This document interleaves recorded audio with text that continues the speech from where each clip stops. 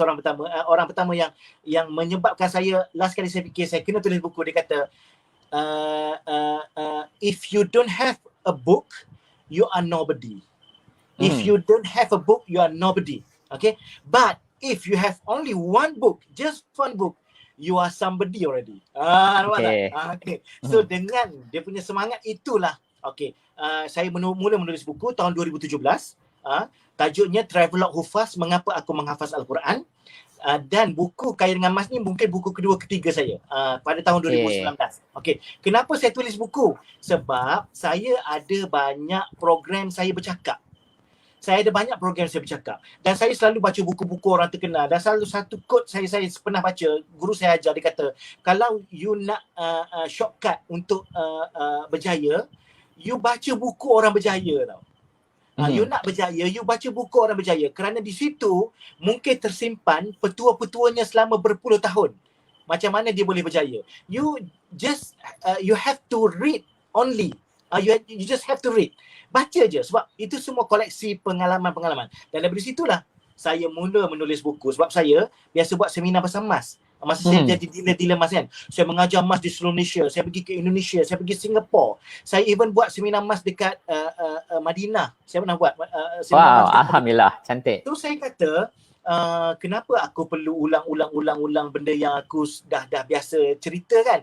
Why not aku tulis buku. So dari situlah bermula.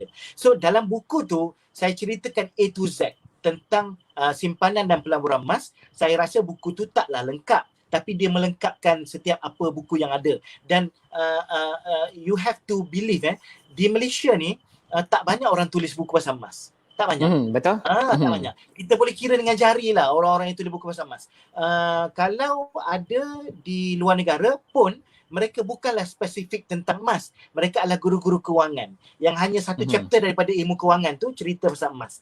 So saya mengembangkan apa yang saya selalu bercakap, saya susun balik, buat dalam buku, lahirlah buku Kaya Dengan Mas, yang mana kalau orang nak tahu pelaburan dan simpanan emas dari A to Z secara asas, boleh baca buku tersebut. Dan buku tu, dia tak boleh baca buku tu terus pandai semua.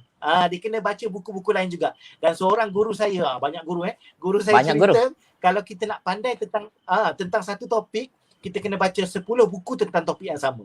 Nak faham tentang internet marketing, boleh belajar dengan IK, boleh baca buku IK, tapi mungkin tak cukup satu buku, betul tak? Kita kena baca berpuluh-puluh buku lagi. Minimum kena baca, kata guru saya, 10 buku tentang tajuk yang sama.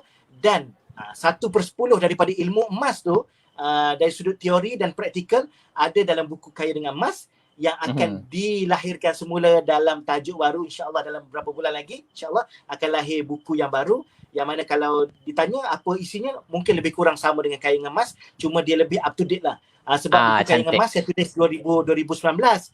Jadi yang ni mungkin 2021. Masa saya tulis buku Kaya Dengan Mas, harga emas ketika itu belum sampai lagi RM250 segram. Belum sampai. Okey, tapi lepas saya tulis, harga emas meroket sampai 300 lebih ringgit segram.